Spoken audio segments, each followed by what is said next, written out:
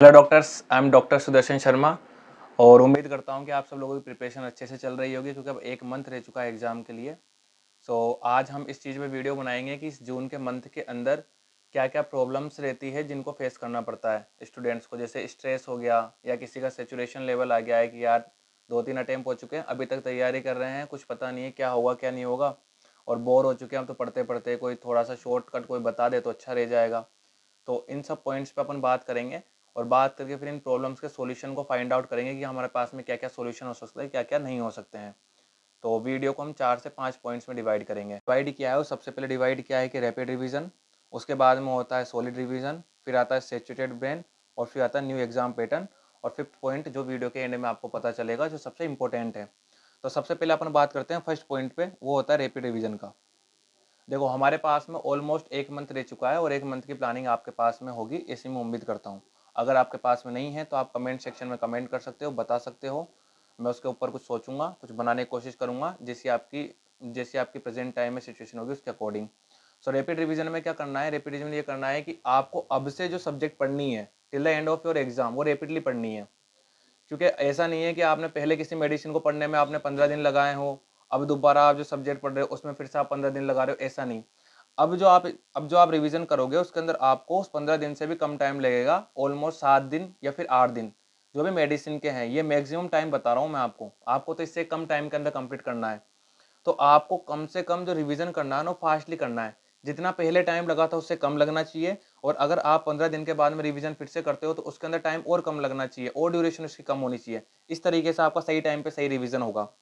Second point आता है हमारे पास में सॉलिड रिवीजन, जो हमको 1 से 2 करने हैं। देखो आपके पास में ऑलमोस्ट अभी अराउंड एक मंथ है, तो एक मंथ में आपको कम से कम 1 से 2 रिवीजन करने हैं डॉक्टर्स। 1 से 2 रिवीजन बड़े सॉलिड तरीके से करने हैं विथ क्वेश्चन प्रैक्टिस, ताकि बाद में at the end of your exam के दिन पे आपको ऐसा फील ना हो कि यार मुझे तो ये नहीं पढ़ा, मैंने वो नहीं पढ़ना। रिवीजन जो करो ना तरीके से करना। मुझे पता है कि अभी आप परेशान हो जाओगे, टाइम कम है, सब बहुत सारी चीज़ें हैं, लेकिन देखो टाइम तो 24 घंटे ही रहेंगे आपके पास में, उसी में मैनेज करना है आपको जैसे भी करना है। तो बेस्ट तरीका ये है कि 1 से 2 सॉलिड रिवीजन तो आपको मिनिमम करनी ही है till the end of your exam. उसके बाद में जो थर्ड पॉइंट आता है वो आता है हमारे पास में सैचुरेटेड ब्रेन। यह पॉइंट बहुत इंपॉर्टेंट है। क्यों इंपॉर्टेंट है उसके बारे में थोड़ा सा बात कर लेते हैं। जिन लोगों के 3 से 4 अटेम्प्ट लग चुके हैं या फिर जिनके दूसरा अटेम्प्ट है, उन लोगों की कंडीशन ये है कि वो एक ही कंटेंट को 3 से 4 बार पढ़ चुके हैं। और एक ही चीज़ को अगर कोई इंसान बार बार पढ़ता है तो उससे उसको बोरियत फील होने लग जाती है और उसमें उसको इंटरटेनमेंट नहीं मिलता कुछ भी। तो उन सभी का ब्रेन जो होगा ना अभी सिचुएशन के लेवल पे पहुंच चुका है। उनको ऐसा लगता है कि यार कहाँ तक इन चीज़ों को पढ़ते रहे, ना तो सिलेक्शन हो रहा है और ना ही पढ़ाई दिमाग के अंदर घुस रही है। इन चीज़ में कैसे रिपीटेशन करते रहेंगे हम। तो मेरी उनसे एक हम्बली रिक्वेस्ट है कि भाई थोड़ा सा टाइम है। अगर आपको लगता है कि आप पढ़ते टाइम बोर हो रहे हो तो आप थोड़ा पढ़ो, शॉर्ट में पढ़ लो, क्वेश्चन प्रैक्टिस ज़्यादा कर लो, क्योंकि एट द एंड आप क्वेश्चन प्रैक्टिस करोगे ना उसमें भी आपका सिलेबस रिवाइज होगा।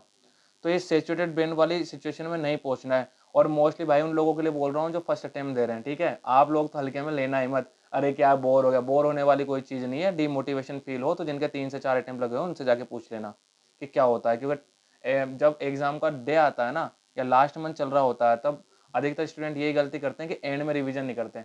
और एंड में रिवीजन नहीं करने की वजह से या तो उनके नंबर कम हो जाते हैं या उनकी रैंक गिर जाती है, कुछ लोग फेल भी हो जाते हैं। तो इस चीज़ का आपको बहुत ध्यान रखना है। फोर्थ पॉइंट है अपने पास में न्यू एग्जाम पैटर्न। ये थोड़ा सा ऐसा पॉइंट है जो टेंशन में डालने वाला है कि यार एग्ज़ाम का पैटर्न आ गया, 50-50 स्लॉट वाला आ गया, क्या करें अब, कैसे हैंडल होगा। देखो इसके अंदर ना 2 से 3 एस्पेक्ट होते हैं। मैं आपको शॉर्ट में एक चीज़ बताना चाहूँगा कि ये जो न्यू एग्ज़ाम का पैटर्न आया ना 50 क्वेश्चंस वाला, कि 50 क्वेश्चंस 50 मिनट, इस वाले पैटर्न की अभी से प्रैक्टिस स्टार्ट कर दो। आपके जो भी मॉक हो रहे हैं, मे बी कुछ कोचिंग्स ऐसी भी है जो इसके अकॉर्डिंग मॉक जनरेट कर रही है। तो बेस्ट तरीका ये है कि आप जो भी मॉक दे रहे हो ना आप इस माइंडसेट के साथ में दो कि आपको 50-50 स्लॉट्स के अंदर सारे क्वेश्चंस डिवाइड करने हैं और 50 क्वेश्चंस के लिए 50 मिनट लेने हैं और उस तरीके से प्रिपेयर होकर बैठना है कि जैसे आप एग्जाम दे रहे हो। क्योंकि एट द एंड आपको एग्जाम में बैठना है और वहाँ पर आपको यही चीज़ फेस करनी है। हालांकि इसका नोटिस आया है कि इस तरीके से डिवाइड होगा, होगा नहीं होगा बात की बात है, लेकिन हमको सारी सिचुएशन के लिए प्रिपेयर रहना है। मैं भी पता नहीं गवर्नमेंट किस टाइम पे क्या कर दे। और आपको तो सबको पता ही होगा जो भी प्रिपरेशन कर रहे हैं कि एफएमजी के लिए तो मतलब गवर्नमेंट ने भी दया करना बिल्कुल छोड़ दिया है। तो बेस्ट ये है कि आप अपनी प्रिपरेशन अच्छे से रखो और ये जो न्यू पैटर्न आया ना, इसके ऊपर थोड़ी थोड़ी प्रैक्टिस अपने बेस पे करते रहो ताकि आपको रिग्रेट ना हो।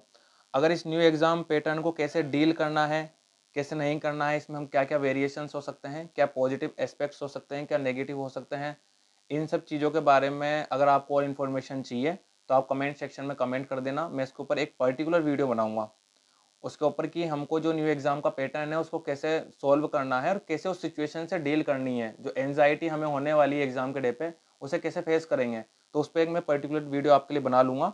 और एक चीज़ और ये कि इस चैनल को लाइक और सब्सक्राइब जरूर कर देना, क्योंकि 6 जुलाई तक आपके साथ मैं लगातार जुड़ा रहूँगा और लगातार आपके लिए जो भी मेरे पास में इंफॉर्मेशन आती जाएगी, जिस भी चीज़ में आती जाएगी वो आपके साथ शेयर करता रहूँगा, क्योंकि आप सब भी at the end future doctors हो। तो ये मेरी रिस्पॉन्सिबिलिटी है और आपकी थोड़ी सी रिस्पॉन्सिबिलिटी ये है कि आप चैनल को लाइक करें, सब्सक्राइब करें।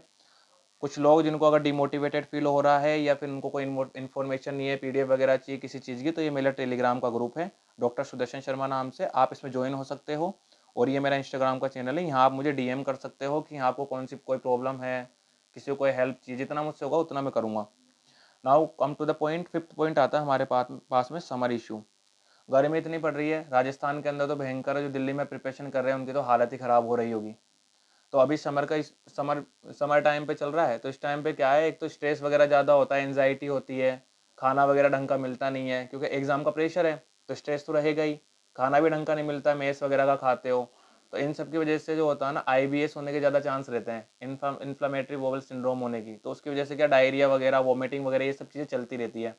तो मेरा आपको पर्सनल ये सजेशन है डॉक्टर्स कि आप अपने खान पीन पे अच्छे से ध्यान रखें, सब चीज़ों पे फोकस करके चले, सब चीज़ों को मैनेज करके चले। और एक बात और आपसे कहना चाहूँगा कि जो आपने 1 मंथ का शेड्यूल बनाया है ना, जिसमें आप लगातार पढ़ रहे हो, उसमें आप लगातार पढ़ रहे हो, अच्छी चीज़ है अगर आपकी कैपेसिटी है तो, बट मेरा ये मानना है कि सैचुरेशन लेवल आएगा, फिक्स है ये। तो बेस्ट ये होगा कि आप 15 डेज़ में एक बार सिलेबस कंप्लीट कीजिए, 1 दिन का ब्रेक लीजिए, 1 दिन के ब्रेक में आप सिर्फ क्वेश्चन सॉल्व कर लेना 1 घंटे के लिए, बाकी ब्रेक लीजिए। अपने दोस्तों के साथ में गॉसिप्स करिए, बाहर घूमने चले गए या फिर आप मंदिर वगैरह जाए, जो भी जिस रिलीजन को मानता है उसको फॉलो करिए। तो उससे क्या आपको थोड़ा सा रिलैक्स मिलेगा, क्योंकि लगातार पढ़ते रहने से ना ब्रेन ब्रेन हैंग हो जाता है, जैसे फ़ोन हैंग होता है ना लगातार चलाने से, वैसे। तो बेस्ट ये रहेगा कि बीच बीच में अपना ब्रेक लेते रहे, रेस्ट लेते रहे। और समर इश्यूज़ का बहुत ज़्यादा ध्यान रखें, डिहाइड्रेशन ना होने दें, क्योंकि अभी गर्मी बहुत ज़्यादा हो रही है और ये कम से कम अराउंड 15 जून तक या 20 जून तक तो चलेगी, और उसके बाद भी 1-2 बारिश होगी, तो उसका तो कोई पता नहीं है कब क्या होगा क्या नहीं होगा। तो बेटर ये है कि अपना ध्यान रखें, अपनी स्टडी को कंटिन्यू रखें। And thank you so much, and I will pray for you कि आप सभी का सिलेक्शन हो और एट द एंड हम सभी डॉक्टर बनकर आपस में मिले, किसी ना किसी मोड पे मिले। So best of luck for your exam. Thank you so much.